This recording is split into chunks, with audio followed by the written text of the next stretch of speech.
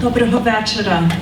Good evening, everyone gathered here today on this balmy Saskatchewan spring evening for the 24th annual Mohyla Lecture.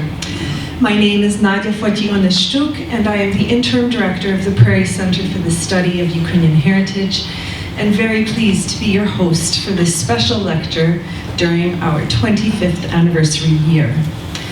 Before I continue, I would like to take a moment to acknowledge that we are gathered here on Treaty 6 territory in the homeland of the Métis. We pay our respect to the First Nation and Métis ancestors of this place and reaffirm our relationship with one another.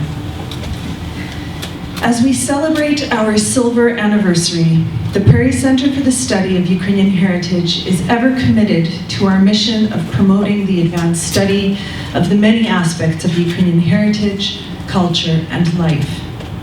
Our programs and projects continue to preserve and promote awareness and appreciation of the Ukrainian experience in Canada and abroad.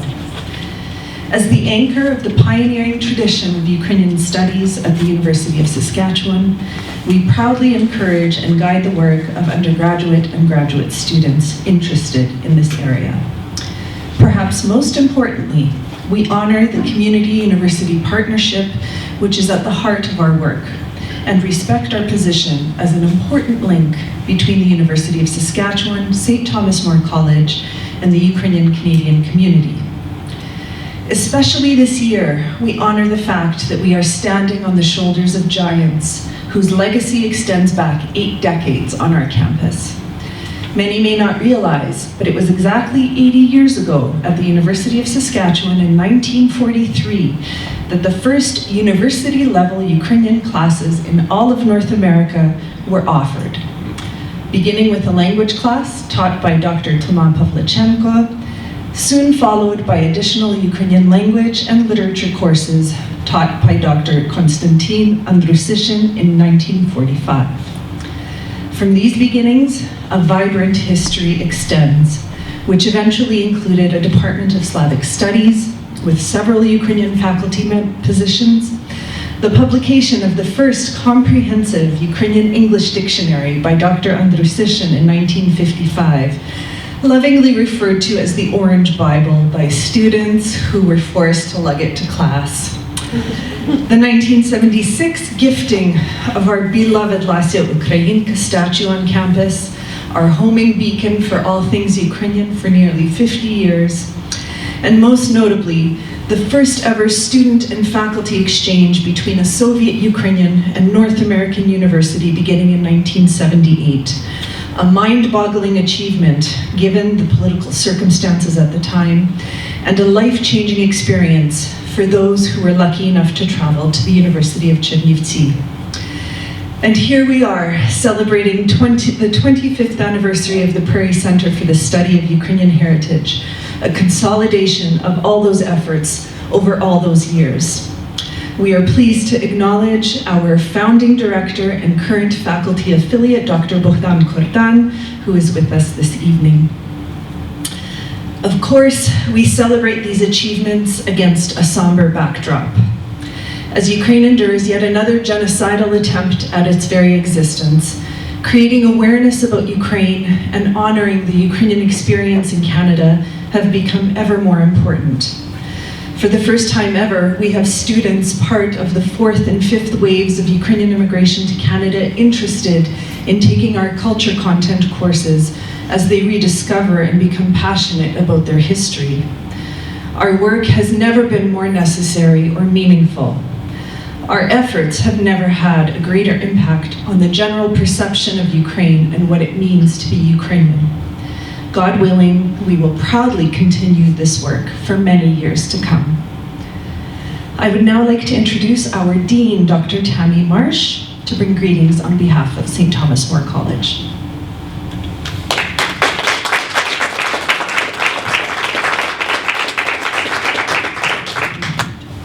Thank you, Nadia. Good evening, everyone. It's my pleasure to welcome you to the Prairie Center for the Study of Ukrainian Heritage, PCUH's annual Mohyla Lecture, and to pass on greetings from the Dean's Office and St. Thomas More College. It's so wonderful to see so many of you here this evening to celebrate the 25th anniversary and to hear from one of the leading scholarly voices on the current war in Ukraine. I was going, the next little piece of my welcome was to talk about a number of the firsts that Nadia has already covered. So my welcome is going to be about half of what I planned to say. So Nadia did such a wonderful job.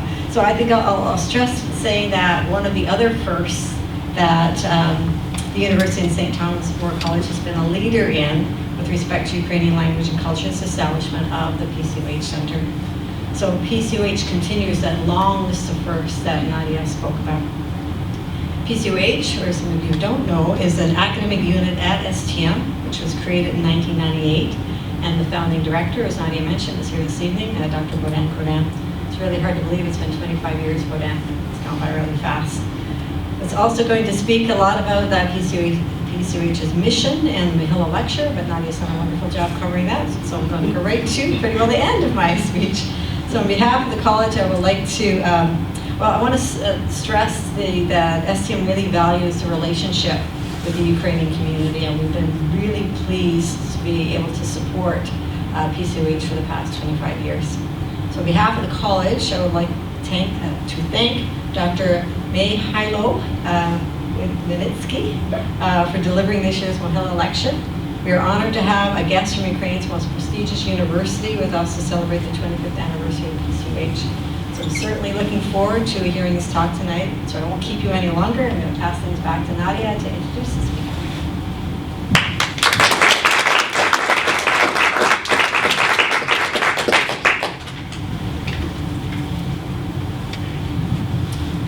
Launched in 1994, the Mohyla Lecture series is devoted to discussing topics in the realms of Ukrainian heritage and contemporary Ukrainian and Ukrainian Canadian affairs. This, our 24th annual lecture, continues the spirit of bringing world-class scholars to Saskatoon to share their work. Dr. Mychailo Wynnyckyj is currently a research fellow at the Harvard Ukrainian Research Institute.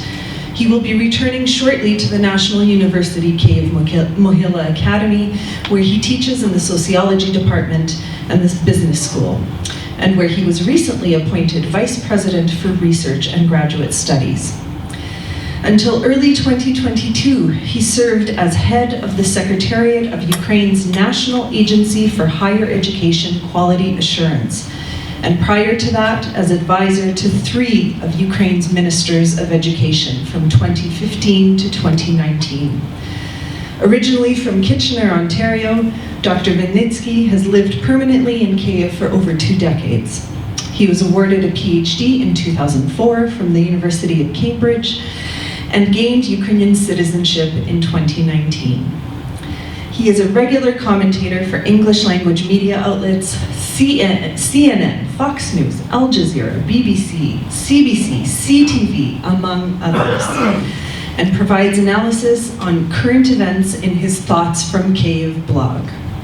His book, Ukraine's Maidan, Russia's War, a chronicle and analysis of the Revolution of Dignity, was published in English in 2019 and in Ukrainian translation in 2021.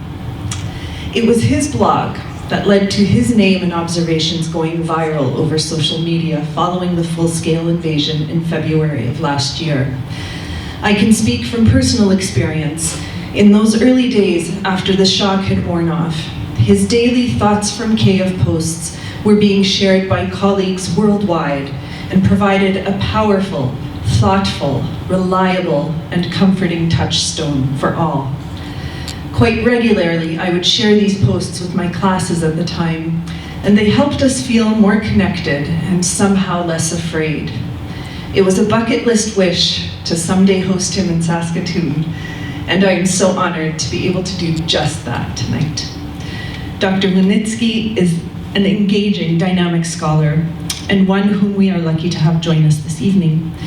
Without further ado, I warmly welcome, all the way from Kyiv, Dr. Mychailo Wynnyckyj. Thank you very much, Nadia. I wasn't expecting that kind of an introduction, but that was really wonderful. I'm not sure that you didn't perhaps oversell me at some point in time. So as far as engaging, we shall see. Is it okay if I talk without a mic? Yep. Yeah. Is it okay? I prefer if it's okay, because I could be a little bit more... Use me. Thank you very much. Thanks, Nastia. Okay. And so before I start, actually, I'd like to move around the room, so I hope, and moving around with a mic is a little bit more difficult. So I will say a couple words with respect to this presentation today. This is kind of what you're seeing is very much a preview of something that I started working on approximately day 200 of the war. We're at day, of the invasion. We're at day 421 at this point, for those of you that are counting. We are, and I'm far from finished. I'm trying to get my head around this idea of resilience, where the Ukrainian people's resilience has come from. And today what I'd like to try to get to is a little bit of some thoughts that we've put together over the last particularly 2.5 months since I've had the privilege of being at Harvard, and sitting down and actually writing what will eventually, hopefully, become a book on Ukraine's 3 revolutions and a war, and trying to get our head around what has happened over the last 35 years, effectively, of Ukrainian history. Because, as you'll see in this presentation, there's a lot of things that I think are wrong about our interpretation of what has gone on in Ukraine over the last 35 years. And as a result of that, we missed the resilience. We were surprised by Ukrainians on the 24th of February and afterwards.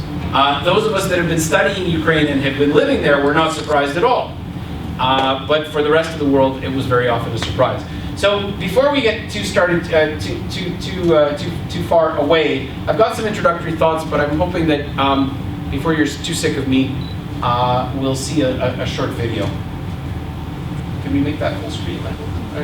Yes, wonderful. And this has Вы фашисты, вы пришли на нашу землю. Какого хера вы пришли с оружием к нам?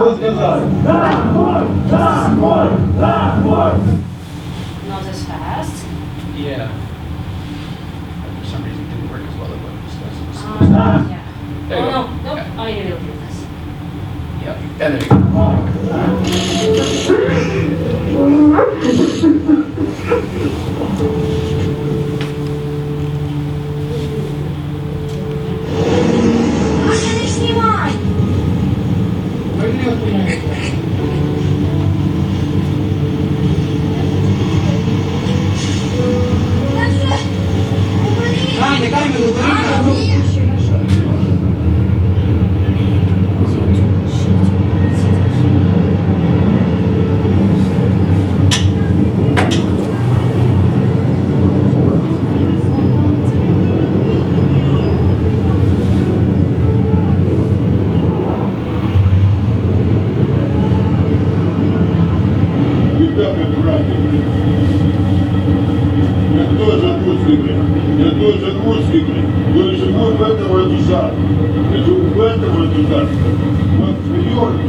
Вы оккупанты, вы фашисты, вы пришли на нашу землю. Какого хера вы пришли с оружием к нам?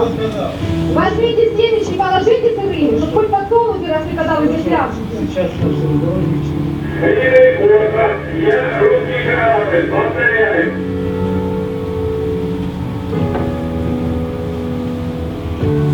Предлагаю вложить оружие в стволах и носить по воздуху нанесен удар. Какую линию прием?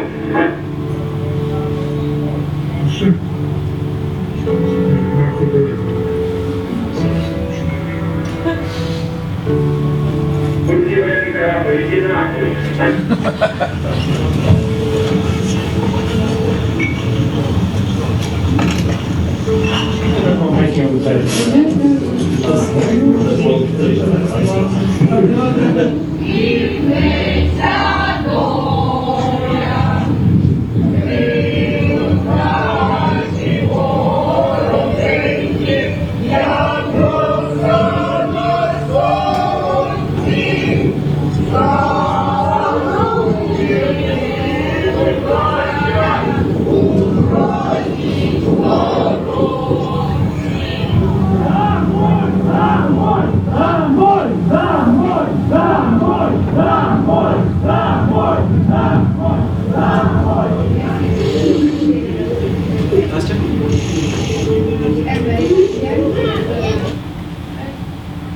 the rest of this video talks about a little bit about other things that have to do with reuniting children, etc.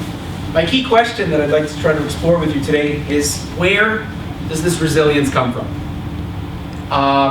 One of the things that we see is a lot of spontaneous sociability. So grassroots resistance, including the famous babushka that says, make sure that you put the sunflower seeds in your pocket so we'll find your body next year, because the sunflower will grow, right? Farmers capturing tanks, armored personnel carriers, all sorts of equipment, and there's lots of jokes about how you can tell a successful farmer from a non-successful farmer in Ukraine. You count the number of tanks in his backyard. The search for explanations of this type of resilience have led us to a lot of discussions about history, meaning that, well, we have this idea of Mychailo, we have this idea of Maidan, we have the idea of the Cossacks. In other words, these myths that come from history that somehow should have perhaps survived the Soviet period and remained perhaps in our genes as Ukrainians. I'm skeptical of such explanations, because I find that Ukraine lived through the Holodomor. Ukraine lived through a series of historical periods during the 70 years of Soviet rule. I think it's difficult for us to find really historical roots for the kind of resilience that we're seeing. But on the other hand, the question is Ukraine really unique in its resilience? And looking through the disaster literature over the last little while, because of course a full-scale invasion is kind of similar to, for example, an earthquake, or it could be considered similar to a hurricane, or it could be considered similar to a flood, and we've had, or even to 9/11, or to a lot of perhaps in certain ways to COVID. And there is a significant disaster literature. In other words, what do people do when they're confronted by disaster? Well, they come together and they resist, and they become resilient. And they don't look for leadership, but they actually do this grassroots sociability. So perhaps Ukrainian resistance is not that unique. However, this is really a case of, there is a difference between an earthquake, which affects, for example, several 100,000 people, and basically lasts for a day or two, and then we have a recovery effort. Here we're talking about a year, and now more than a year, of really a very in-depth kind of disaster. So the history tells us sort of that there's a little bit of things that we could perhaps learn from it. But I guess the point that I'm trying to make is that I'm very dissatisfied with the social sciences literature on post-Soviet transition. And I think that one of the things that we are, as scholars, need to come to is that we are no longer in a post-Soviet period. That concept of post-Soviet is dead and buried. It assumed in that concept that there was an assumption that Ukraine, as with other countries that had been part of the Soviet Union or part of the Soviet bloc, meaning Central Europe, were extricating themselves from something called state socialism and moving either towards a democracy, EU, market economy style of governance, or perhaps into something that Russia was offering as an alternative, meaning sort of managed democracy and that sort of thing. But Ukraine doesn't fit either of those. Because if we believe that Ukraine is moving towards, as has for the last 35 years been steadily moving towards the European Union, that's obviously false. And we're obviously not steadily moving towards the Russian model either. This literature is very much about elite policy. And one of the things that I look for, because of the fact that I've experienced this personally over the last little while, is the concept of agency. In other words, it is up to individual Ukrainians to change their country, to build their country, to resist the invader. That agency is very often not really seen in the literature, So I asked the question of why was Ukraine a surprise? And effectively, the social sciences, we have to honestly say, is because we got it wrong. Because the Ukraine-focused literature was based largely on identity problems. In other words, Russian-speaking East and South versus Ukrainian-speaking Center and West. supposedly the Russian-speaking East and South wanting to be with Russia, and the supposedly Ukrainian-speaking Center and West wanting to be with the European Union. I'm obviously simplifying things, but that was effectively the message that was coming through in the literature. The other thing was that we could talk about failures of economic reform. Supposedly Ukraine was a failure, a basket case. We've all heard this concept of the most corrupt country in Europe, or the poorest country in Europe, etc. And there's very been limited research on social movements. I'm proud of the fact that one of those, as one of the books that's come out in the post-Maidan is mine, but nevertheless, that is pretty well has been quite limited. So we have a problem with the social sciences approach. Here I'm going to do just a little bit of absolutely brazen self-promotion. If you want to read something that's an alternative, here it is. But that's brazen self-promotion, and I'll move on from that. Just so you remember the book cover, if nothing else. Yes, it's available on Amazon. So, I'm not a historian, but when we talk about the roots of resilience, we need to be talking about a little bit about history.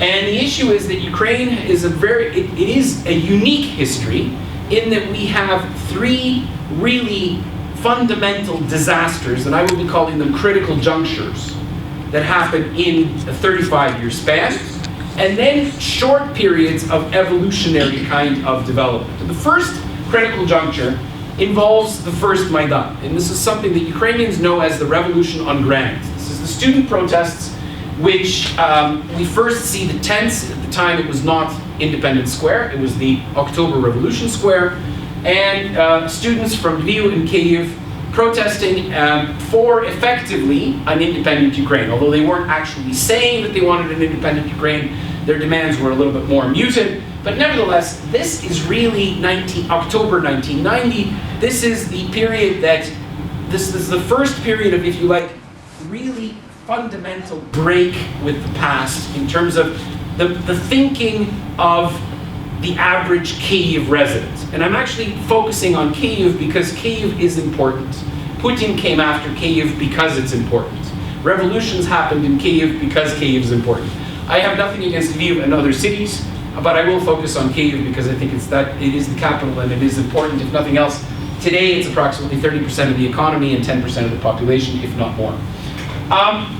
Another sort of quasi-revolution happens in 2001. This is really more of a protest. Some of you might remember, some students, now new students, 10 years later, are unhappy with the way the country is moving. And we have this idea of the president at the time, President Kuchma, was accused of having murdered a journalist by the name of Wynnyckyj.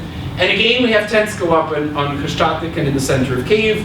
This time it ends badly, meaning that the protests basically get forcibly removed. Protesters are forcibly removed on the 9th of March, which happens to be the 2001, which happens to be Shevchenko's birthday. They are forcibly removed from Maidan.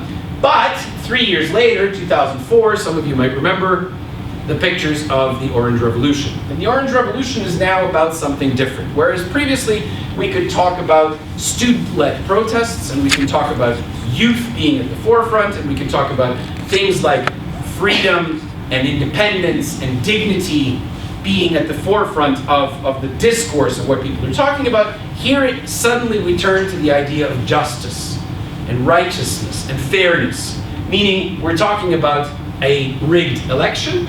And obviously, the rigged election, as Gene Sharp, who is the author of, if some of you are interested, the author of the concept of the colored revolutions and how to move from dictatorship to democracy, was suggesting basically a cookbook on how to do this. This was very much an elite-led process. Although we did have various organizations created, at the end of the day, this was about a political party.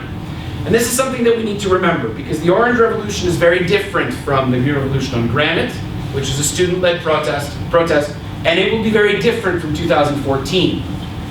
Nevertheless, the similarities. We see tents on the Maidan.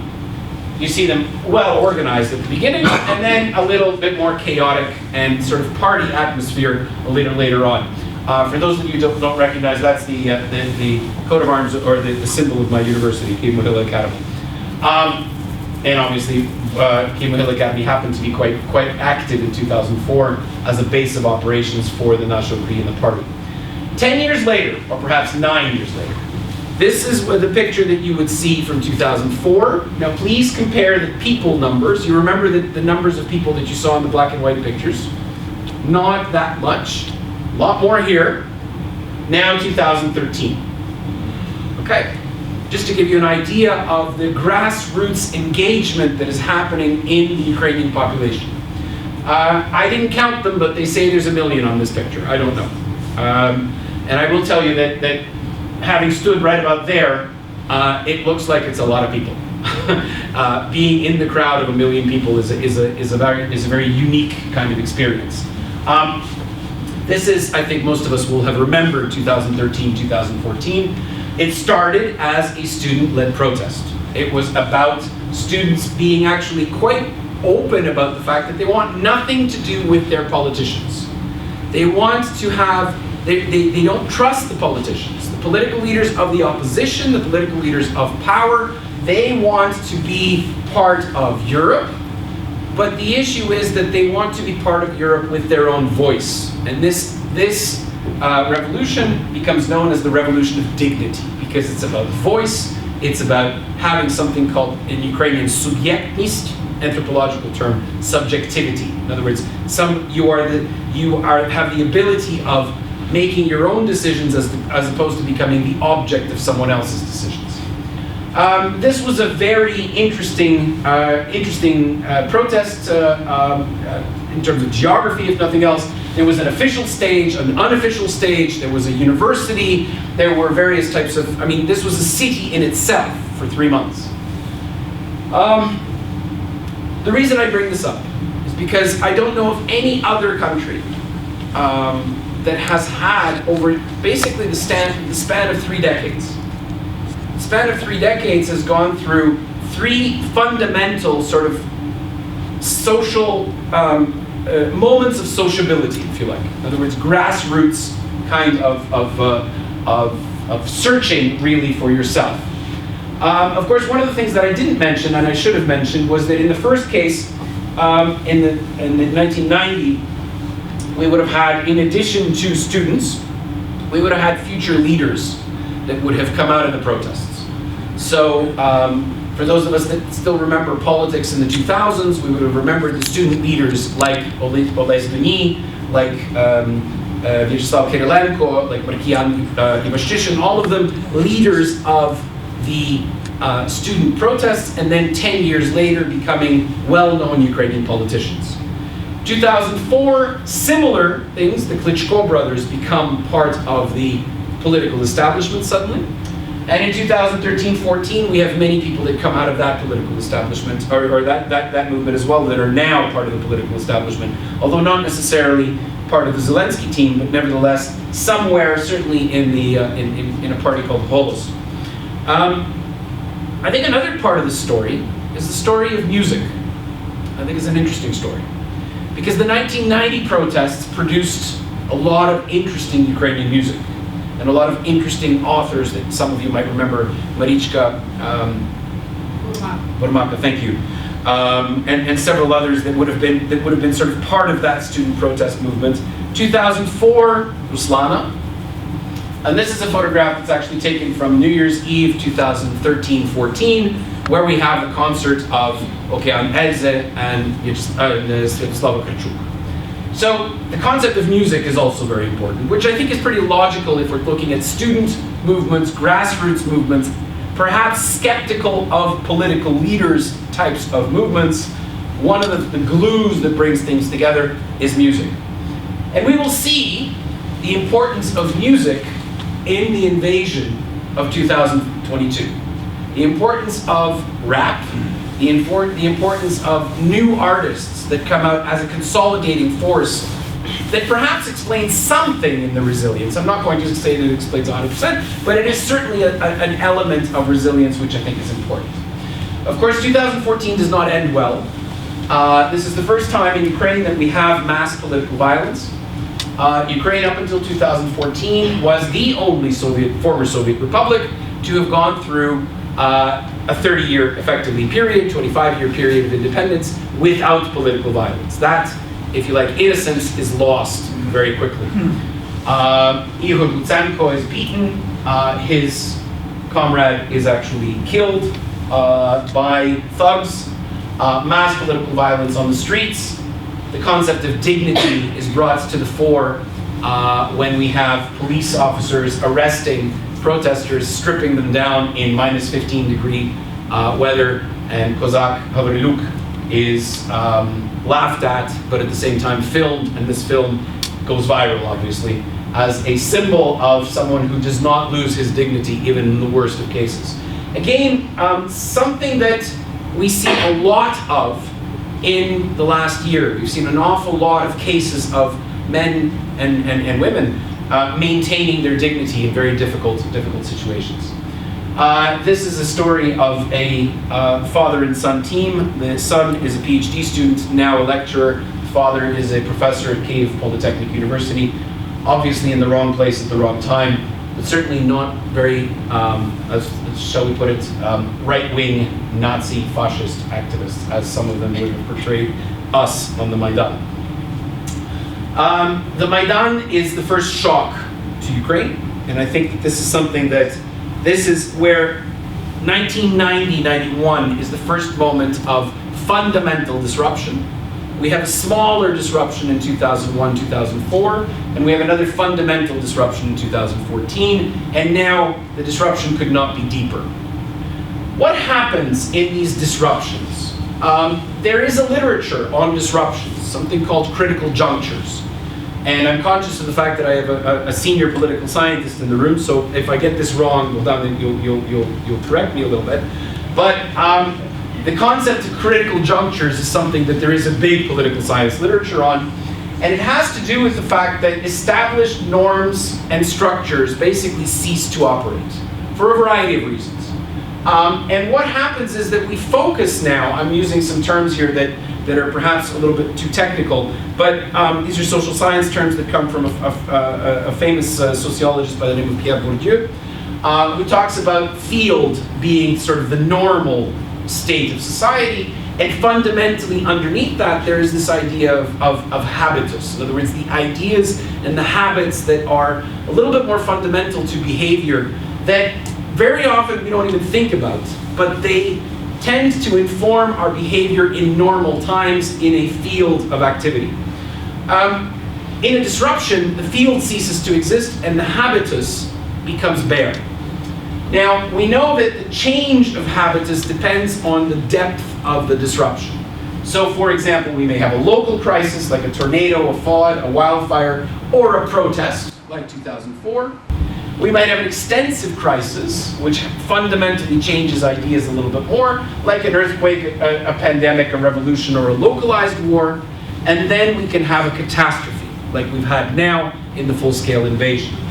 I think the reason I talk about this is because in all cases, the literature tells us that in these critical junctures, we will see increased sociability, grassroots interaction, and the appearance of new charismatic leaders, sometimes students, sometimes just young people, but not the people that will be formally in places, in institutionalized places of power.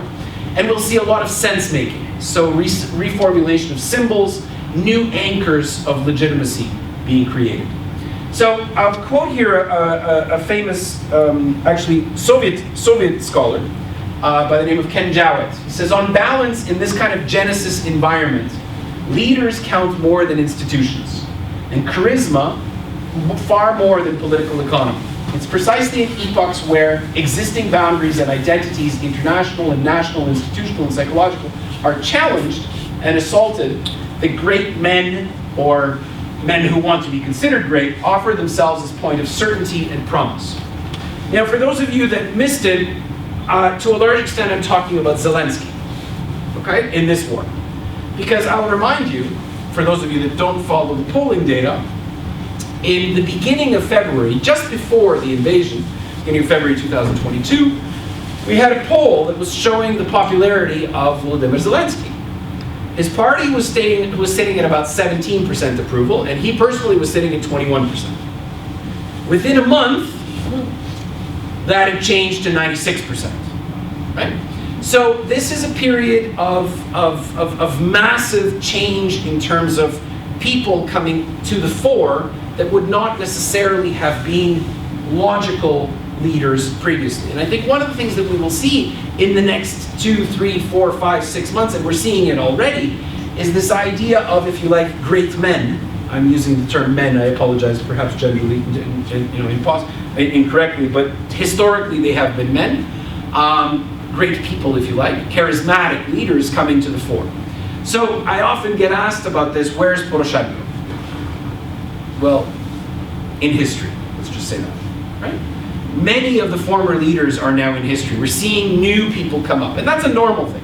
But in addition to that, we're also seeing reformulation of fundamental ideas, which I think is something that is very important for all of these critical junctures. If we try to analyze the revolutions that Ukraine has gone through, we see the concept of freedom in 1990 being very different from the concept of freedom in 2022. Freedom in 1990 was about getting out of the Soviet Empire, changing the way we live, and that sort of thing. In 2022, it's about survival. Survival not just of the nation, but personal survival. The concept of dignity, well, we named a revolution around dignity. And this is a concept that was a lot of talk about this, collective dignity, individual dignity, etc. We talk a lot about justice and righteousness and fairness and subjectivity and voice, and what is the role of the state in all of this? And I think one of the most important pieces is, who are we? And one of the things that the story that I think is told over 35 years is a search for what it means to be Ukrainian. And I'll talk about that a little bit later, because I think that's a separate piece that we need to get around. After the critical juncture, here the contrast is between a revolutionary and anomalous society, resulting from a Big Bang, and a normal society, which is formed once the forces behind the explosion have cooled down and the innovations that provoked it become commonplace. The first kind of society is distinguished by the ebullience, hopefully that's a word that you normally read but you don't say, ebullience of its members and the creative urge they display, favored by a state of collective overexcitement. Historical and moral energies are released. These change the course of society, which has been assumed to be as little variable as the trajectory of a planet. Such a society, however, reduced to its essentials and lived only from the inside, can only be short-lived. And insofar as the day-to-day functions of administration, production, and exchange must be carried on, and the demands of daily life respected, it is these which once more assume the preponderant role, and in this sense, the society in time becomes normal. Where is Ukraine unique? In the span of 30 years, or 35 if you like, that's somewhere in there, 30, 35 years, we've had 3 periods of normality that have been broken up by these fundamental shifts. So, if you like, the post-Soviet period, when the Soviet Union falls apart, that's one normality. 2004 to 2014 is a different normality, very, very different. As someone who lived through it, I can tell you, it's a very, very different kind of normality than the 1990s. And the 2014 to 2022 period is again a different kind of normality. So what we were trying to be doing in this little talk is I'm going to try to get around the periods of normality as well and try to contrast those between each other. Ukraine's normality, as seen from afar, is wrong. We got it wrong. And quite frankly, Putin got it wrong as well, and that's good. But we in the West got it wrong, because we were talking about endemic corruption and oligarchs that control everything. And the civil society is underdeveloped, well, except for the revolutions, but we're not going to talk about those. And it's all about Homo Sovieticus values, and that somehow we have systemic dependency and this paternalistic protection from the state, etc. Well, if that was Ukraine, then how do we jive that with the video that you saw at the beginning? I mean, there's obviously something that mismatches here. And it can't be that the video that you saw came from nowhere, right? It can't be that it's somehow an explosion of sociability that happens just because the Russians have attacked. Well, the story was apparently that part of Ukraine was waiting for Russia to attack. And that's kind of what Putin believed. that turned out to be completely wrong. What we're talking about is an unexpected agency. So multiple grassroots movements that become engaged in territorial defense, peaceful resistance, a lot of volunteer logistics, total support for the armed forces. I think one of the things that sets us also apart, and this is something that happens also in critical junctures, is we stop thinking about the past. We start thinking about the future. Putin came to us thinking about the past. If you've seen his speeches, and I know that most of you have heard them, they're not pleasant, but nevertheless, he has an interpretation of history, and he's constantly talking about reinterpreting history. But reinterpreting history in a strange way. The reaction of Ukrainians is, let's not get into a discussion about history. Let's talk about the future. And one of the things that I'm very proud of having been part of is that we organized 6 conferences at Ukrainian Catholic University and at Mohyla Academy that each of them had to do with trying to create an image of Ukraine post-war. And I'll talk about that a little bit today. Certainly this war is not about language rights. I think in this audience I probably don't need to stress that. But I think we all understand that the narrative that this is somehow about NATO or about protecting Russian speakers, etc., or destroying Nazis in Ukraine, the Nazis that have a Jewish president, I'll remind you, and the language rights. We're going to be protecting Russian speakers, but we'll destroy their houses as we do it, and the territory that they live on. So this is not about these types of things, and obviously the narrative is wrong. This war is about Ukraine, and it's about Ukrainians. And I've been saying this for the last over a year. I've been writing this constantly. We need help, but it's our war to fight, and it's our war to win. This became very clear at the very beginning of the critical juncture, that there will not be NATO troops on the ground. There will be weapons, we hope for more, but it will be up to Ukrainians to fight this war. That is something that has affected Ukrainian identity dramatically. Because there's an understanding that it's not about protest anymore, it's not about voting booths anymore, it's not about who you like, who you dislike, it's about putting your life on the ground, and that means, or on the line, excuse me, and that means that you better be believing in what it is you're fighting for. And that means that it sometimes needs to be verbalized, what you're fighting for. That's something that Ukrainians are not particularly good at doing, verbalization. But certainly they are showing the agency that no one was expecting.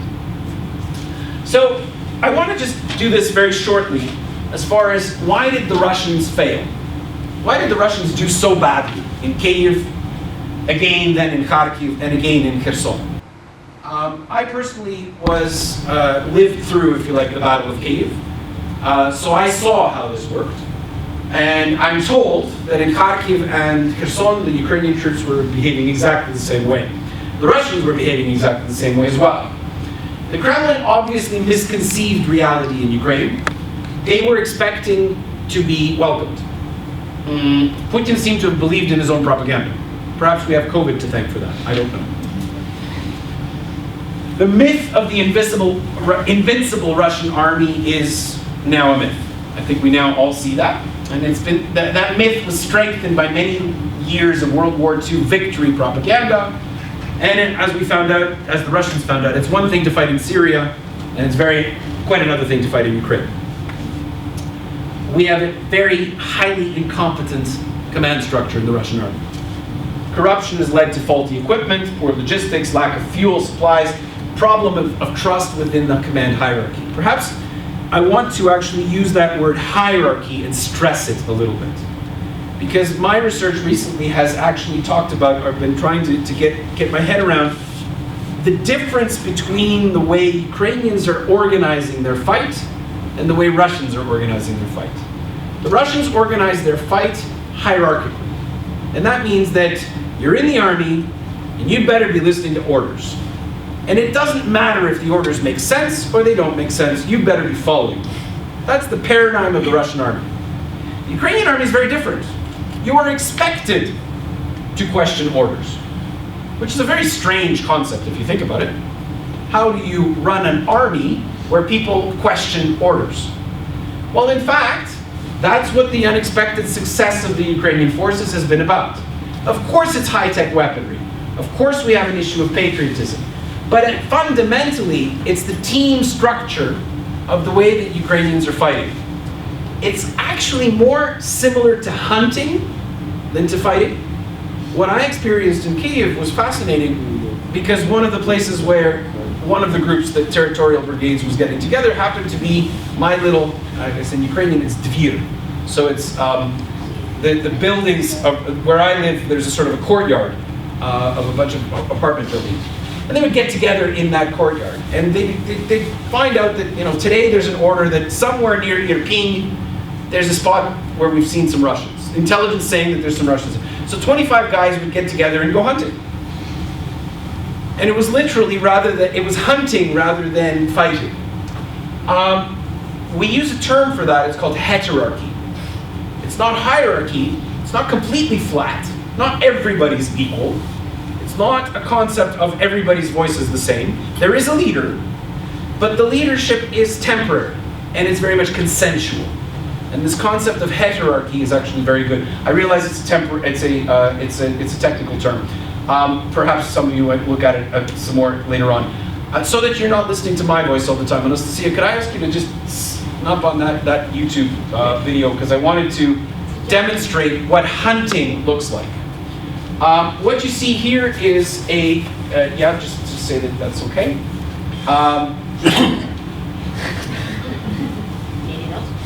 One more. Yeah. Okay.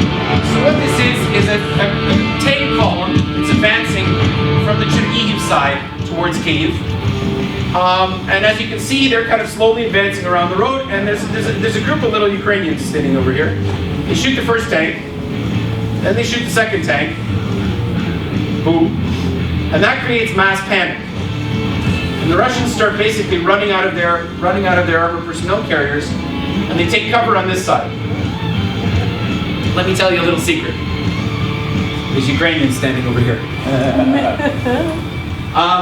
This was about hunting. This was an example of one of the things that I'm trying to talk about.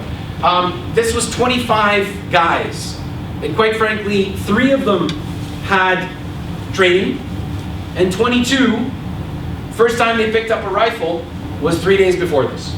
Right? And they were picking off armored personnel carriers and tanks that were coming at them in a very hierarchical kind of way. So I have a question to myself. Where does this come from? How do we explain this? Well, one explanation that I've been guilty of fostering is perhaps that has something to do with history. Perhaps there's a Cossack gene in us, right? Perhaps it's something because when we look at the way these guys fought, it's very similar. Right? Perhaps it's something that we've seen in Mychailo in the First World War. For those of you that have studied the First World War, for those of you who haven't, I'll just remind you a little bit.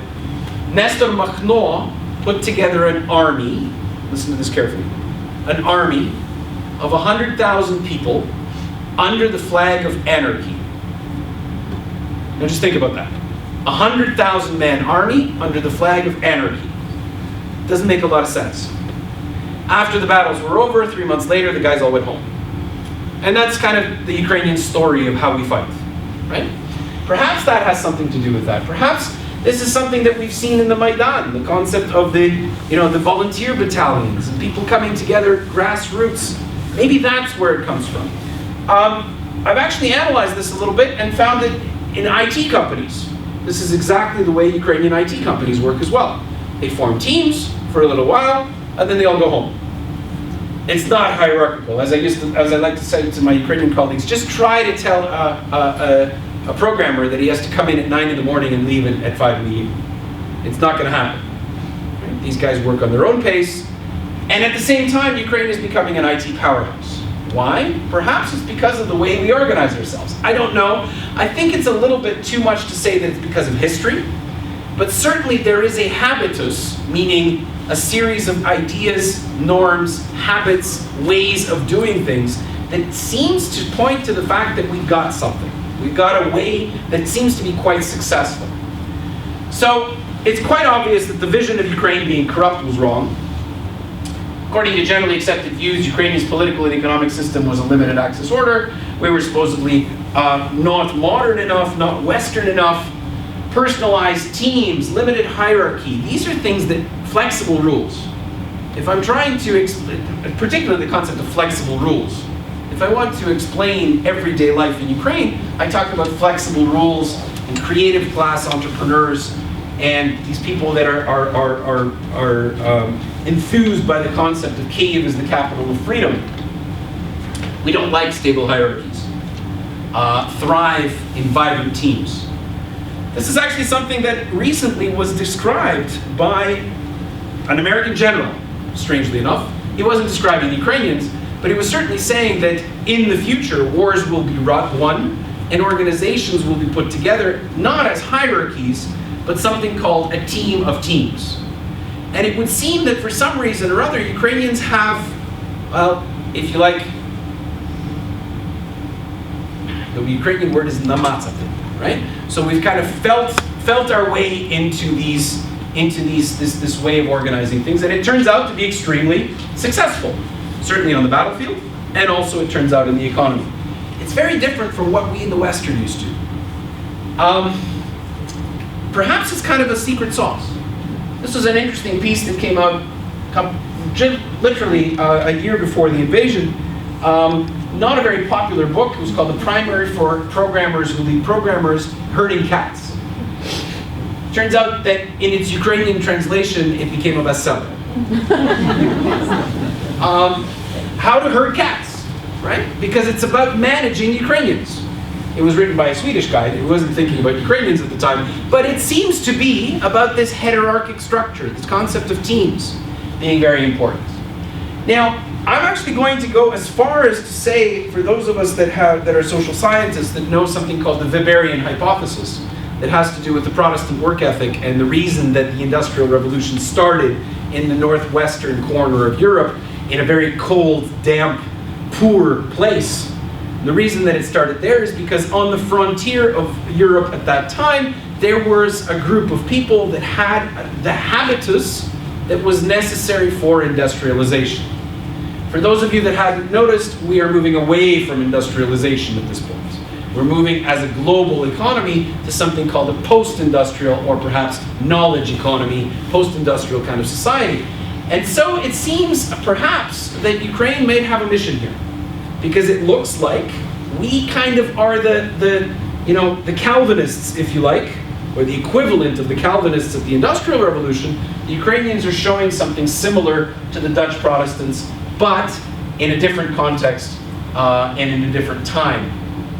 Hierarchic structures require new institutions, new approaches to leadership, collective decision making. And this is something that has come up very, very clearly from the series of conferences that we had, that yes, Ukrainians definitely have the concept of hierarchy understood, but how do we build a country that's going to be a team of teams as opposed to a bureaucratic hierarchy as would normally be seen in a democracy or in a market economy in industrial times. What I'm talking about, incidentally, is not something new. It's been described. This was a bestseller many years ago by Moses Naim. He talks about the end of power, the end of the way we organize things. We've learned to organize things. The world is shifting away, and obviously critical junctures are important to that shift. I want to quote a fellow by the name of Yaroslav Hetsak. Some of you might know him. He's a very well-known Ukrainian historian. I would say that of the three historians that I would sort of place at the top at this point of sort of the rock stars of Ukrainian history, it would be, I guess, Timothy Snyder, Zahid Plokhy, and Yaroslav Hetsak. Perhaps at number 3, just to be modest. But what does Yaroslav Hetsak say? He says, Ukrainian society is structured horizontally. Indeed, this is how our army is fighting as well. Recently, I overheard a discussion between 2 military experts. They were discussing what would have happened if during the first day of invasion, Zelensky had been killed by a Russian recon unit. Their conclusion, this would have been a huge tragedy, but it would not have lessened Ukrainians' chances of victory, because every mayor, every local leader acts like a little president, making decisions without waiting for orders from above.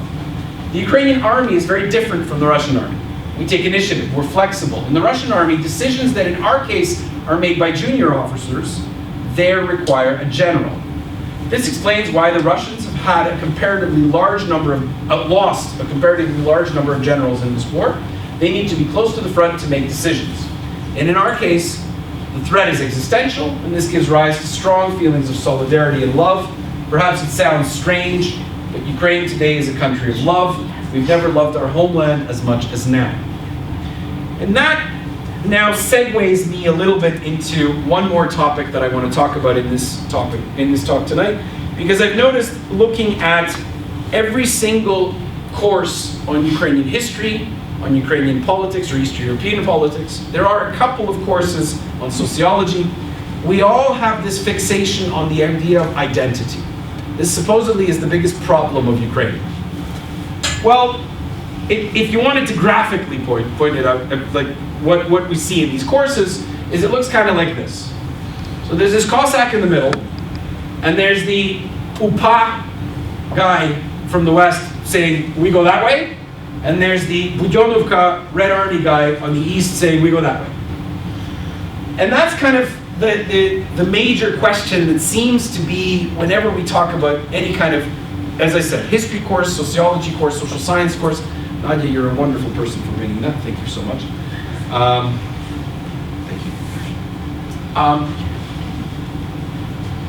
And what it actually got us to was that we see maps like this of predominantly Ukrainian speaking, predominantly Russian speaking. Now, those of you that have been to Ukraine recently will know that to count this place as predominantly Ukrainian speaking is quite frankly a little bit of a stretch. Not necessarily Ukrainian speaking to the same extent that these people are Ukrainian speaking, certainly, right? But perhaps what is most surprisingly in what has happened is the concept of the Russian-speaking Ukrainian patriot. This doesn't fit the literature. It doesn't fit the literature at all. And so in addition to the fact that these Russian-speaking Ukrainian patriots are organizing in ways that they shouldn't be organizing, in addition to that, they're not interested in being part of Russia. They're Russian speakers, and apparently they're quite adamant about the fact that they want to live in this territory called Ukraine. In 2014, just at the last moment, because it basically became impossible to do polling in the Donbass after about June of 2014, but in the last months before it was still possible, we got some polling data. There's a lot of statistics here. I'm not going to go after it too much. I'm going to point out a couple here. People were asked, what do you consider yourself to be in the first place? Right? So, citizen of Ukraine had a very large national average of 64%, which incidentally a year prior was 50%. So the critical juncture of the revolution had a massive change because the jump from 50 to 64 is a lot. Unfortunately, in the Donbass, we have a jump in a different direction. In the Donbass, it's resident of the region that, or the city that I live in, or a jump in the number of people that consider themselves to be a citizen of the former USSR. That makes the Donbass different, and I suppose there'll probably be some questions afterwards as to the Donbass. I'll try to answer them. But I guess self-identification as a Ukrainian citizen jumps even more in 2022. So what you'll see is this number, 84% identifying themselves as a citizen of Ukraine.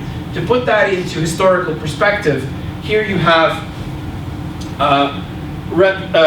here you have 2022, here you have 2014, here you have 2004. The point is that it has never been this high. 84% identifying themselves first and foremost as citizens of Ukraine.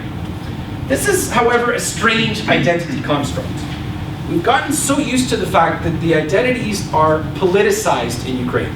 So the East and the South votes for Yanukovych, and the North and the Center and the West votes for Yushchenko or Tymoshenko. In some cases, voting for nationalist parties, etc. The construct that is now being proposed is not politicized at all. It's like as if finally the students on the Maidan, who didn't trust their politicians, and on every Maidan they didn't trust their politicians, have suddenly become the majority. So It includes non-Ukrainian speakers, so it's not ethno-linguistic. Support for a single state Ukrainian language has grown to a record 86%. In other words, Russian speakers will tell you that no, we believe that there should be a single language officially. We'll speak Russian at home, but the official language must be Russian. Must be Ukrainian. And what we've seen actually is a small shift in people actually switching languages. Much more in Kyiv than in other places. But nevertheless, approximately 4 to 5% increase in the number of Ukrainian speakers. But perhaps most importantly, it's not an ethno-linguistic identity. It's not a political identity. It seems to be a territorial identity. In other words, if you find this map, which obviously is a social construction, it's an artificial border, because borders are always artificial. But if you see this map as being something sacred, then you are Ukrainian. It's as simple as that. The concept of this being home, including Crimea, this is it's not anybody that believes that place to be home, and home can be temporary, home can be permanent, but the idea of identity around home is something that seems to be interesting, and I find it interesting because for the first time, it's inclusive of the diaspora. Because when previous to 2022, when we were talking about a political identity, it was about citizenship. When we were talking about an ethno-linguistic identity, it was about language. Well, there's a reason why I'm talking to you today. None of you are Ukrainian citizens, and none of you are, or perhaps some of you are, I apologize, but most of you are not Ukrainian citizens, and most of you probably don't speak Ukrainian in the same Lviv accent that would be considered literary. Right? But today, finally, Ukrainians are actually becoming acceptant of the fact, 35 years after independence, that you too are Ukrainian. And it's not just a question of we need your money and your help. It's also a question of their concept of identity has changed, which I think is something that is an interesting point that needs to be perhaps investigated a little bit more. When Nadia introduced me today, she was talking about some of my writings and musings that happened immediately after the war. One of the ones, or the start of the invasion, one of the ones that went really viral was the concept of the bees. Ukrainians are bees. Bees won't sting you unless you threaten them, and they'll even share their honey. Bees work, and bees are defending their hive. They have no need for hierarchy. Bees don't seem to need instructions. And if you're a bear, sticking your claws into a beehive is a bad idea. So I think that this is part of the identity construct, and it also is something that I've been trying to get around in terms of a metaphor of the reason for resilience. The reasons for resilience are structural. Ukrainians don't seem to like hierarchies. They seem to like coming together in teams. They seem to like having their voice heard. Concept of justice and righteousness and what's called spravedlivist, by the way, very poorly translated, fairness, if you like, is a very important idea. I'm ending my talk, so prepare your questions, but I will say a couple of things at the end. Russia has already lost this war. Putin has failed to achieve any of his major objectives. He's not unified the alleged single Slavic nation. He's not denazified. He's not demilitarized Ukraine. And he has not stopped NATO expansion. Instead, the Ukrainian military kept Russian troops out of Kyiv, defended Ukraine's second largest city, Kharkiv, and launched a successful counteroffensive in the fall, so that by the end of 2022, Ukrainians liberated over 50% of the territory previously captured by Russian soldiers. Not much of a victory if you're the second largest army supposedly in the world. This is, by the way, a quote from Mychailo, who is the former ambassador of the United States to Russia. Russia's lost, but Ukraine has not yet won. What does a Ukrainian victory look like? Probably the most common question that I get asked these days. I have no popular answer. The Ukrainian victory requires something. And it requires a dysfunctional, at least, if not a disintegrated Russian Empire. That sounds like something that is very, very distant in terms of its prospect, doesn't it? But if I were telling you in 1989, when the Berlin Wall fell, that within 2 years the Soviet Union would cease to exist, you would also look at me and say, that's impossible. Because in 1989, everybody believed that the Soviet Union would exist forever. There's actually a very good book by that title, Everything Was Forever Until It Was No More. Very, very recommended. I also believe that this war ends only when Ukraine is no longer threatened by Russia. So, what is the prospect of that Russian Empire ceasing to exist? It's not something that's going to happen tomorrow. We're at about 1989, 1988, 89 at this point. In other words, we're going to have to keep on this for a little while longer. There may be some ceasefires, but eventually Putin will die. Because we all die. As optimistic as that may sound. And at this point, there is no possibility of another Putin or another. The Russian Empire, as an empire at the moment, is being held together by one authoritarian cult of personality. So one of the things. So I'll end with this. I've been trying to talk to you about 3 concepts: identity, structure, meaning how people organize, and the concept of agency, meaning that it's up to Ukrainians on the ground, not necessarily looking at political leaders. Future of post-war Ukraine is being designed now, and it's not just about reconstruction. We need to rethink our place in the world. And I think that this is something that I find it really objectionable when we start talking about Ukraine as a victim of aggression. We have shown ourselves in the last year to be much more than a victim. We have something to offer. This idea of be brave like Ukraine, yeah, it was a marketing slogan, but it happened to be a very, very successful marketing slogan because it fell on the right ears.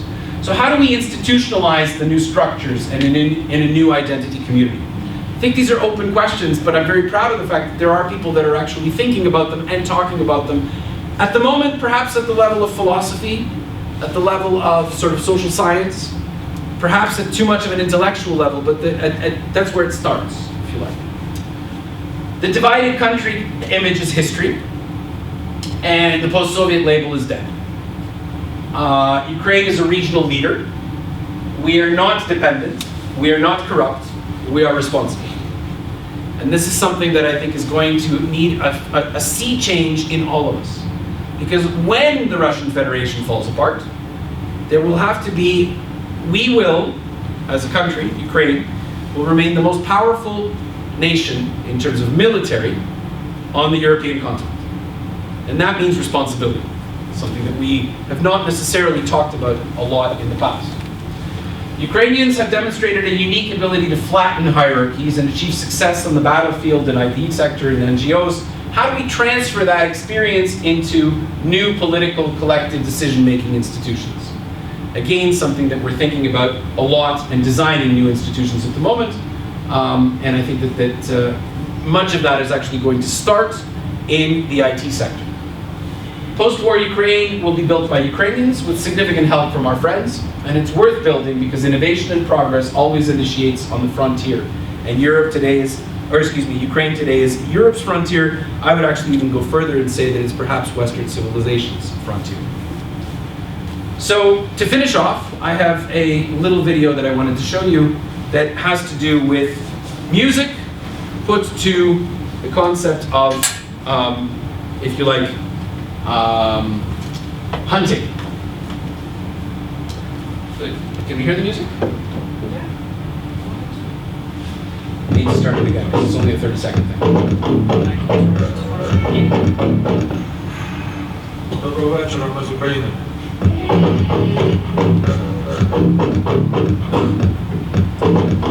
Navigation system error.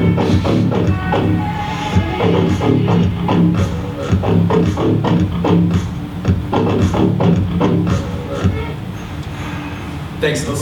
That's for those of you that perhaps are not so much into Ukrainian music during the war. That little, I think, I'm not even sure if I would call it 3 chords, but that little jingle is something that. All the news started with this sound. Exactly. The news starts with that. My kids go to school with that. My kids end their school with that. It's something that's and then Доброго вечора з України is perhaps one of the most used memes in the last year that I think is again something that is about identity as well. I thank you for, this was a little bit of an eclectic talk, so I'm very much hoping for your questions. And I realize that this may have been a little bit eclectic, but I think that hopefully you got something out of that. So thank you very much for listening.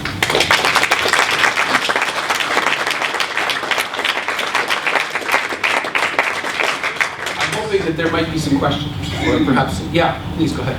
Perhaps you can have a little bit of light. Yeah.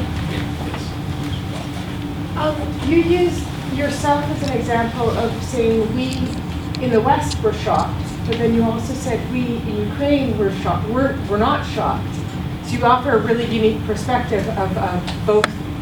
Not only do you have knowledge outside of what the average Ukrainian would have or the average Westerner would have, but also you've lived in both. What were you shocked about? What was shocking to you about how everything in the initial parts of it played out? My phone was turning red in heat from people that were calling me to tell me to get out of Kyiv. And I was shocked by the fact that they were so stupid to say that. I understood full well.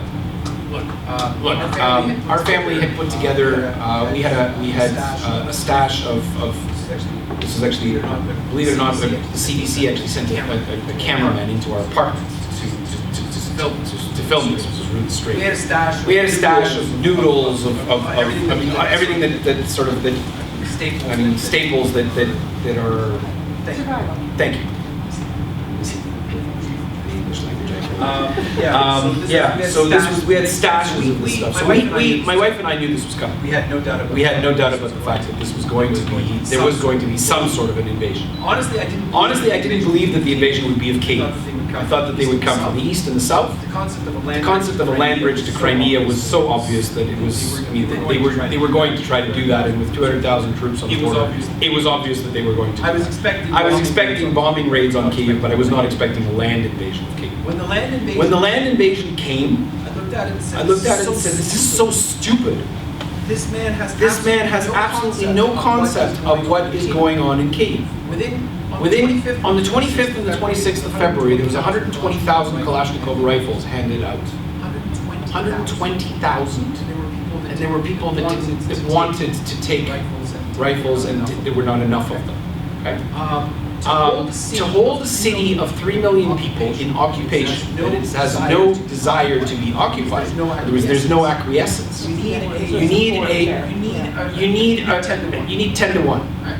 Right? In other words, you would have to have one armed Russian soldier for 10 people in the population. That would mean 300,000 people to control the city. It was impossible. And so I was really shocked by the fact that people didn't understand that. My phone was turning red from heat. To get out of camp. It's like, why? We went to the cottage. Of course, I've got kids. We went to the cottage. Because if the bombs started falling on Kyiv, we didn't want to be in Kyiv. But it was obvious to me that Kyiv was not going to be occupied. So I think that was one of the things that really shocked me, was the level to which we, meaning the world, here I'm saying the social scientist in me, got Ukraine wrong. The we of a Ukrainian that's living in Ukraine was not,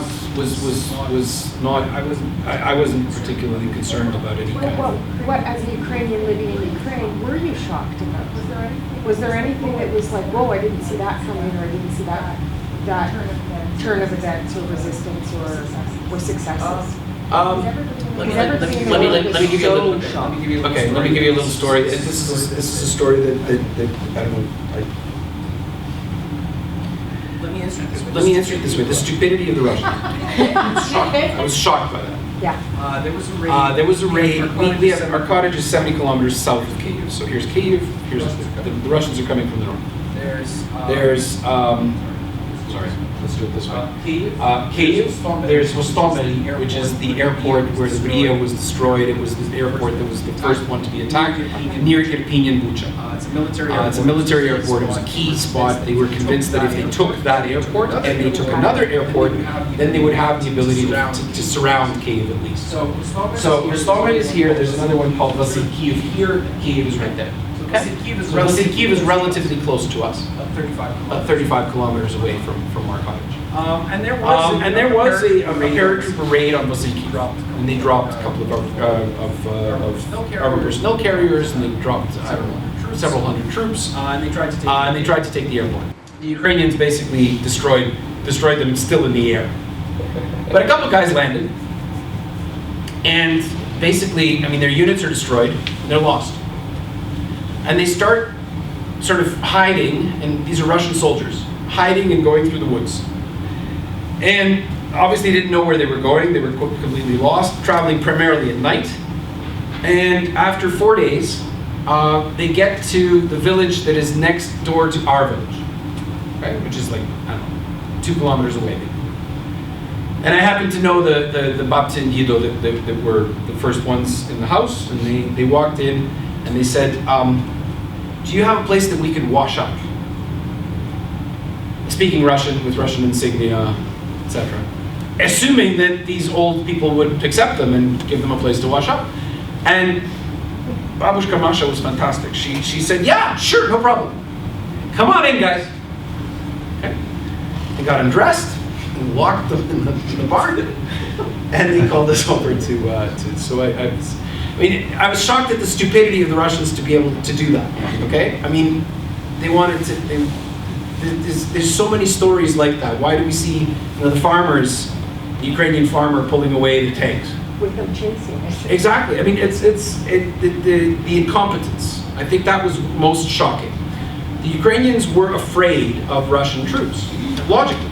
I mean, we had been told for many, many years that this was a modernized army, that this was an army that was very well equipped, lots of people.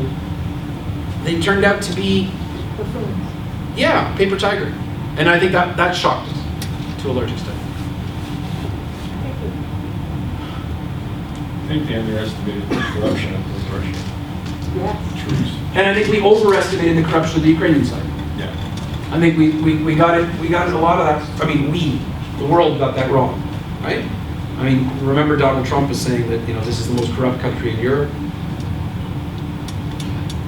And you should know about Trump. You should know about his Let's not talk about Trump. I sorry, I did the wrong thing.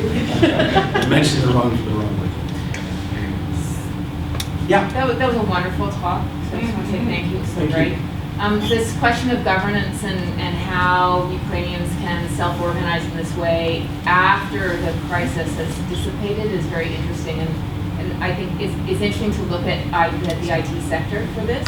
There's in the civil society here in Canada, we see some of this happening, and they talk about something called constellation governance, where you have lots of different actors working at different levels: government, NGOs, community representatives, First Nations. Here, when they're responding to a crisis, you need somebody who can coordinate in that, but different players are called in at different times according to their strengths. It's very effective here in dealing with the problems. The question is when you have, everyone understands the collective impact. We all know what we're aiming for. As in the war, we want the Russians out. The problem will become when there's peace, and the idea of what people want is not so clear. Right, absolutely. And that to me is, this needs so much work, how to organize. That's precisely where I mean, sociology and the management literature comes together, and where the management literature will tell you that the most important thing is to have a culture that's based on a common vision, right? And that the managerial literature will tell you that is strategy for breakfast, sort of thing, right? And if you have that, then strategy will become a sort of automatic strategy and other things. I think that we pay a lot of lip service to that in the West. And what I'm seeing today is that, I mean, in my own empirical research, because I go out, I have a couple of PhD students at the moment that are doing some wonderful work terms of interviewing organizational leaders. In other words, not necessarily military, although I do have one doing military stuff as well, but trying to understand what do businesses do. First of all, how long does it take them to adapt? And it turns out that 2-3 weeks in some cases, 3 months max. And then the second question is how do they organize themselves in such a way that it's not about a single leader and it's not about hierarchies, etc. And what we're seeing is that yes, the common goal is extremely important, and it can't be a material goal. It has to be something that is that's a vision, that's charismatic, in other words, a charismatic idea as opposed to a charismatic person. How do we institutionalize that over the long term? I don't think any of us has the answer to that. There's a lot of literature on it because, believe it or not, Thomas Jefferson wrote about this type of stuff. This goes back to, I've been looking at various texts from the American Revolution in the 18th century. It never really got anywhere. My explanation for that is the reason that it never got anywhere is because we were living in an industrial society which required hierarchies. Perhaps today with technology we're not in that range. But I will say that one of the things that I'm involved in doing, for example, is in restructuring universities. And the idea of the all-powerful rector or dean is something that is really yesterday's story.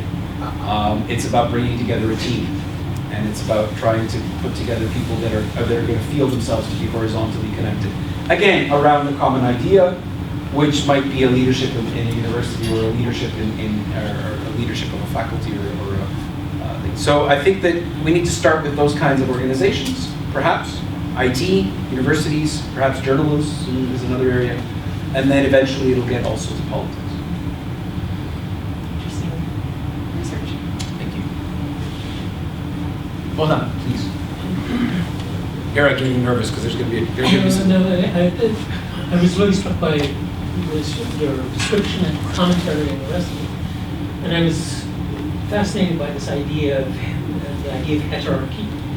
But Ukraine has had that experience, and that experience is in the form of Wynnyckyj in the early 20th century, where in effect you see the end result of that is chaos and complete sort of disregard for the basic social norms that allow societies to organize themselves. Ukraine in 1918, 1920 devolved into a complete chaotic society, not least of which was Mohyla. Yep. There is an example of hierarchy in action. Sure. It becomes anarchic and in effect it all falls apart. The argument, it strikes me, may very well hinge on this, what you've described as this organizing idea.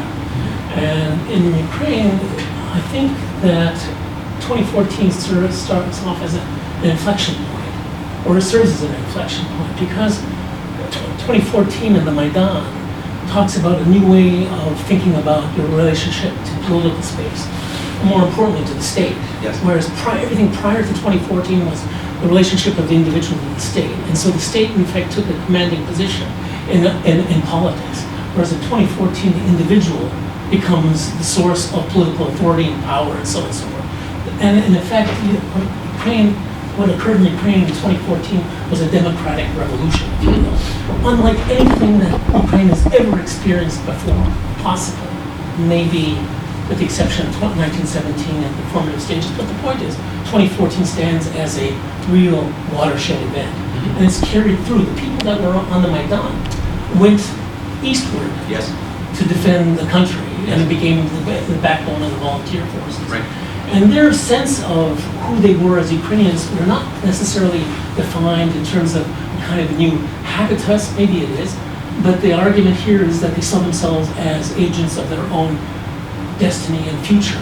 So I want you, and here's the question, which is if you could sort of comment on the significance of the Maidan in the context of this new kind of sort of reality that, so we talk about new ways of organizing itself, but it requires sort of a new kind of relationship with politics and sort of democratic identity. Sure. I think that's what's happened here. That's the new convention, new organizing idea that allowed people to think of themselves as a new kind of agent for change. Well, the argument that I make in Ukraine's Maidan, Russia's war, is I use the concept of revolutions having a life cycle. Okay, so this is Crane Brinton, if I'm going to use somebody. So the idea being that after a revolution, you have a period of moderate reform, and then you might have the concept of the terror, which is the Soviet and the French way of progressing. Or you might progress where a revolution is tied to a war of independence. You might progress in the American model, where they never got to a terror, and basically what they ended up with was a new constitution. In other words, the idea of the revolution ends when you have a rethink of what and actually documenting on paper what the ways in which, what will be the institutions in which we will live further on. That's the argument that I make, that Ukraine is, because of the fact that there's a Russian aggressor, is moving along this American model, and that it will end with a constitution of sorts, a rethinking of how we organize the state, how we organize society, to what extent are we decentralized, to what extent are we centralized, how do we create governance structures. These are all things that put together in a document.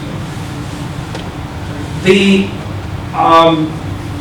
if you like, the black swan or the curveball came in with as long as it was a war of independence, that was a concept that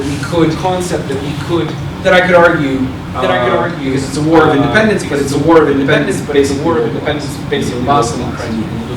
Full-scale invasion made that impossible to now argue. So I think that what I think is important to understand is that 2014 was a critical juncture, meaning that was a turning point for identities, for democracies, for creating the state.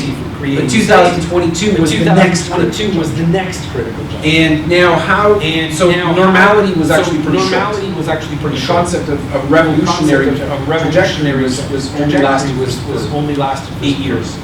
Which is not enough. Because the revolutionary trajectory is supposed to last up, or at least it did in the previous one. I think that I don't have answers. I don't have answers in terms of the state after this critical juncture is over. But what I do understand is that Ukrainians at this point are very intolerant of hierarchies, leadership, institutionalized structures and parties. And I think we will have to have a rethink. I think it's somewhere around. It will involve decentralization. Certainly. It will involve collective governance of some sort. More boards of directors rather than single directors. Those types of things I think are something that are thought through. In the meantime, all of that is important to think about now, but it all becomes irrelevant if we lose the war. And I think that that's something that I constantly get in Ukraine, is that, this stuff about the intellectual, thinking about that, that's all very good. At the end of the day, we got a war to win. And I think that a lot of people are becoming quite fatigued. So we're going to have some sort of there will need to be some sort of a turning point that will happen in the fall, and then we will really get into either a new way of thinking about how we organize those. I'm not sure that I answered your question. Somewhere in there, but it's somewhere in there. Sure. I'm not sure whether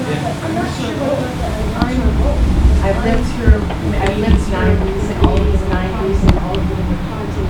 Zelensky's getting elected was on a crowdsourced election platform. And I think that predicting how, especially this war has been very very crowded. Fundraising has been crowded. Fundraising has been forms been spread on social media.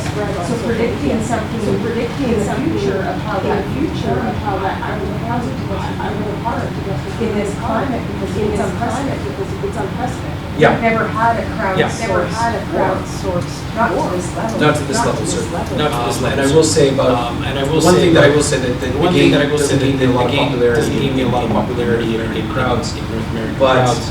Please realize Zelensky's image in Ukraine, Zelensky's image are two very different people. And internationally, he's doing a wonderful job. And all Ukrainians recognize that. But there's a lot of problems internally. And there's a lot of problems internally.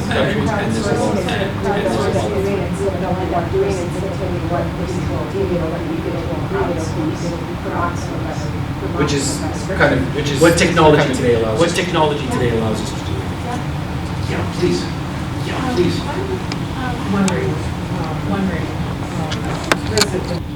Because the war is now more than a year old, and the United Nations has proved to be ineffective. How much thinking is going into developing new alliances, like maybe having an alliance of the democracies, and having to define the democracies, but who is it that is, I'm not saying friendly, or maybe standing, like there's the bullied and the bystanders. Okay, so there's quite a few bystanders watching people in the United Nations who refuse to vote. Like I find that just appalling. But there seems to be a need for a new structure to support the development of stable democracies and defending it. We had a wonderful meeting recently with Ambassador Kislitsa, who is the Ukrainian ambassador to the UN. He's someone that understands the UN intimately, let's just put it that way. And he says that, look, one of the things that you need to realize that the bystanders, as you call them, he doesn't like the concept of the global south, etc. He doesn't like those terms. I think the bystanders are a pretty good way of putting it. Are over 95 countries out of the 196, I think it is, that are members of the UN. So you're looking at more than half that don't have a position either way. So it's obvious that this is not quite yet a global war, as we'd like to see it as. Perhaps in Ukraine, people like to think that this is something that is involving all of the world. It's not. It's not involving South Africa. It's not involving the African and the South American continent, basically, at all. And the extent to which it involves Asia is also a question. So I think that your question is twofold. It has to do with the bystanders, and it also has to do with alliances, as you mentioned. At the moment, in Ukraine, the discourse still is NATO is the only game in town. But it becomes a question about NATO if, as I put on one of the slides, if Russia does in fact fall apart, and we start talking about a post-Russia space, the relevance of NATO becomes, NATO is not going to be a balance to China, for example. You need a pivot to the Pacific for that. I mean, it doesn't make a lot of sense to have a North Atlantic treaty organization to counter the Chinese. So it's obvious, so we're talking about obviously a role into the future for NATO, certainly, because the post-Russia space is not going to resolve itself quickly. There will be a role there. But I was actually very, very excited at one point in January, just before the invasion, literally a month before the invasion, there was a military alliance that was signed between London, Warsaw, and Kyiv. And I thought that was a very interesting. It remained on paper because there wasn't enough time to do anything with it.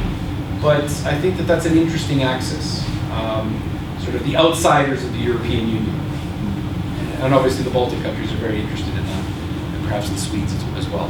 So I think that there will be, we are definitely looking at at new forms of institutionalization of alliances and international structures and that sort of thing. I'm not an IR person. I'm not an international relations expert, so I'm not someone that's going to venture too far over there. But I think that that's something that we have a belief very often that the borders and the alliances and the institutions that we grew up with are permanent. Historians will tell us very much otherwise. Yes, thank you for your excellent presentation. You alluded to the Donbass as being an outlier of some description. Could you enlarge upon that a little bit for us? Yeah, at this point I will tell you that the Donbass is destroyed. The myth of the Donbass being the industrial cradle of Ukraine is gone. Economically, the Donbass is a basket case and will remain so for a very, very long time to come. In other words, it is a depressed region and it's not going to become an economic powerhouse anytime soon. And the problem is that the Ukrainians that wanted to be Ukrainian have left Donbass a long time ago. So I think it's going to be very problematic to reincorporate the Donbass for a variety of reasons. Obviously, it will eventually have to be reincorporated. I think that my impression at the moment is that the priority is Crimea, because Crimea is much more strategically important, and it's also important from an identity standpoint.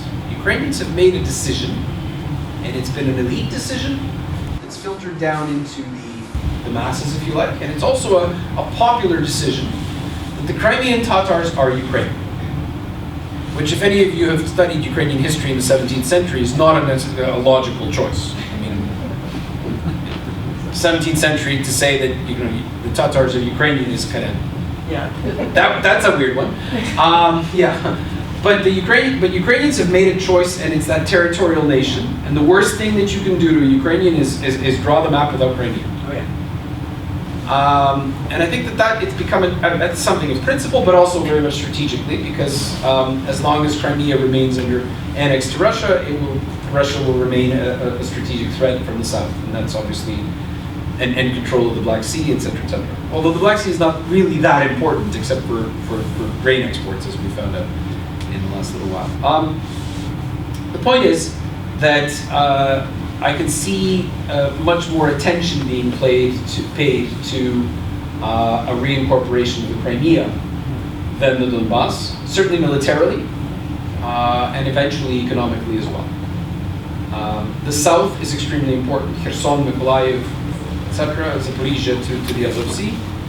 But at some point in time, I'll use perhaps a Canadian analogy. I still remember this. This was the last year before I left in my travels to Europe. I remember the Quebec referendum of '96, right? If I'm not mistaken. The attitude of the rest of Canada was, you know what, guys, you want to go, go. I think it's kind of the same kind of concept with the Donbass. If you that works for you. Yeah. And, that's kind of the analogy, if you like. And I realize it's a very imperfect analogy. I apologize. The very, very imperfect analogy. But I think that the patience of the rest of Ukraine with the Donbass is waiting.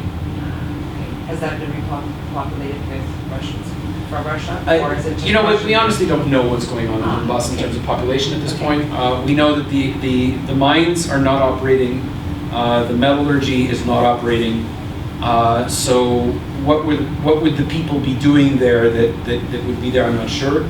The photographs that we see of Donetsk, because obviously there's not a lot of people that are going in, and there's no journalists that are being allowed into there, are of a depopulated city.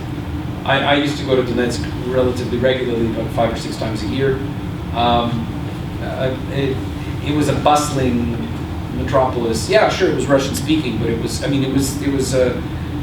a bustling metropolis of business and 6 universities that were really, 2 of them were top notch. Really interesting place. And after 2012 and the whole Euro thing, with a very modern airport, that's all gone. It's all gone. So I'm not sure what's left in the Donbass. So this is all destroyed by the Russians? Well, the Russians will say that the Ukraine is destroyed. Of course. that's the sad story. I think that there's not much to be done with a depressed region called the Donbass, unfortunately, and it's going to be an albatross on Ukraine's neck. We will have to reincorporate it at some point, but that's going to be extremely expensive, extremely difficult, and going to take a lot of resources. Yeah, please. So I want to expand on something you just suggested. That why do they have to? Why is that a necessity? Why is that an inevitability? Having to Reincorporate Donbass? Yeah. Because of the territorial identity of the map.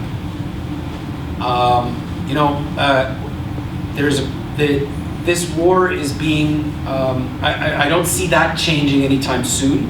That the Ukrainians will not accept a peace that does not return their borders to the state that they were in 1991. Everything else will be a frozen conflict. We've accepted a frozen conflict in the past, so it's, ceasefires are possible. But at the end of the day, those will always be considered to be temporarily occupied areas that eventually need to be, when the time comes, need to be reincorporated. That will be a big project when the time comes. Very big project. Thank you. I think I've pretty well exhausted you. There will be an opportunity upstairs should anyone want to continue the conversation. I want to thank you very much for putting up with me tonight. Thank you very much for your question. If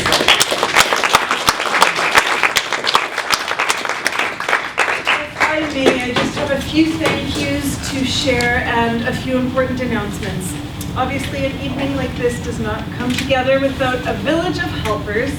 So I would just like to take a few moments and extend a few thank yous. First of all, my sincere thanks to St. Thomas More College, and specifically to the communications and marketing assistant, Paul Mychailo, who prior to this lecture and even tonight has been an invaluable support and help. So thank you to Paul for helping make this event what it was.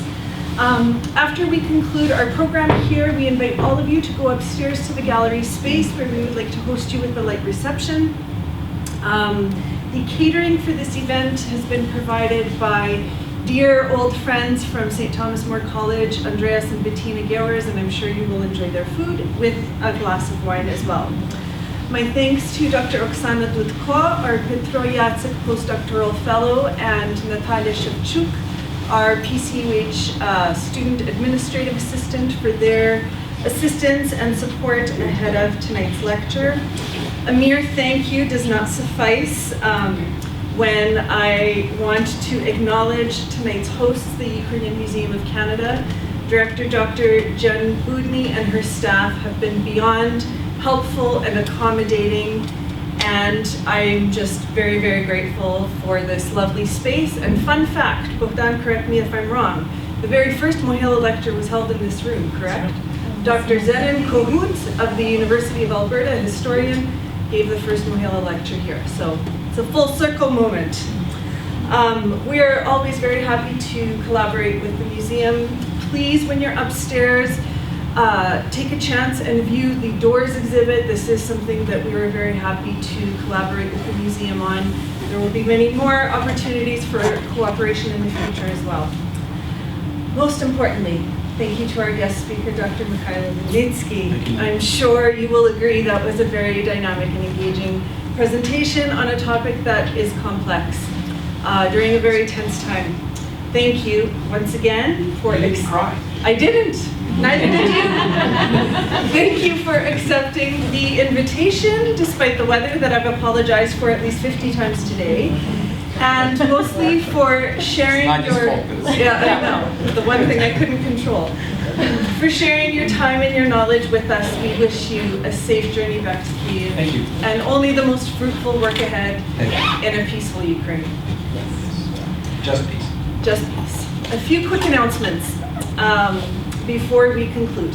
In continued celebration of our 25th anniversary, the PCUH will be hosting an upcoming scholarly workshop entitled Decolonizing European and Soviet History Curricula, organized by Dr. Oksana Dudko, From May 11th to the 13th, scholars will meet to discuss and explore how including new sources and themes can change the epistemological frameworks and structures through which we understand the entire region.